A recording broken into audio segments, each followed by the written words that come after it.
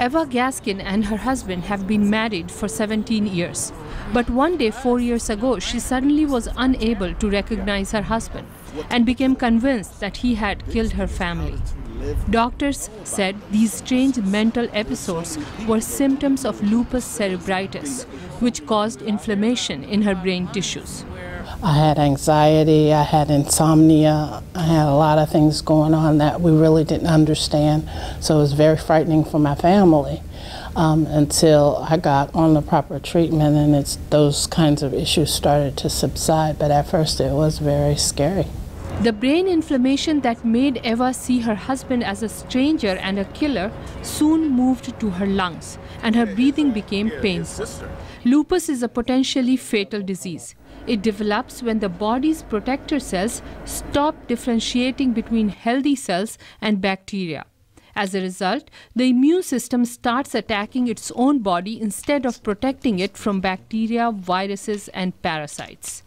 Until now, lupus sufferers have treated their varied symptoms from mental disorders to skin rashes and painful joints with a combination of drugs including painkillers, steroids, and anti-malarial medicines.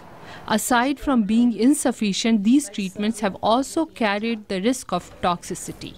But now, for the first time in 50 years, the U.S. Food and Drug Administration has approved a new drug, Benlysta, specifically to treat lupus. It's so exciting to see that a drug is coming out that targeted specifically for lupus patients, because in the past we've been taking drugs that they have found is helpful, but it's not specifically for us. Benlysta also represents a medical milestone. Its American developer, Human Genome Sciences, calls it the first drug derived from the genetic mapping of human proteins. Company Vice President Barry Levinger says the firm is proud of the fact that after so many years of research, development, and clinical trials, they finally have anti-lupus drug that directly targets the autoimmune disorder. Benlysta works on the immune system by blocking a part of the immune system that becomes overactive in the presence of autoimmune disease. Autoimmune diseases, in particular lupus, tend to happen far more frequently in women and in people of color. And so Benlysta turns out to be an important drug for those patients as well as the broader population of anybody that has lupus. Lupus affects women 9 times more than it does men, and it occurs disproportionately in African American, Hispanic, and Asian populations. Levinger says Benlysta is not a miracle drug, and it's not for everyone. It's a very important step forward.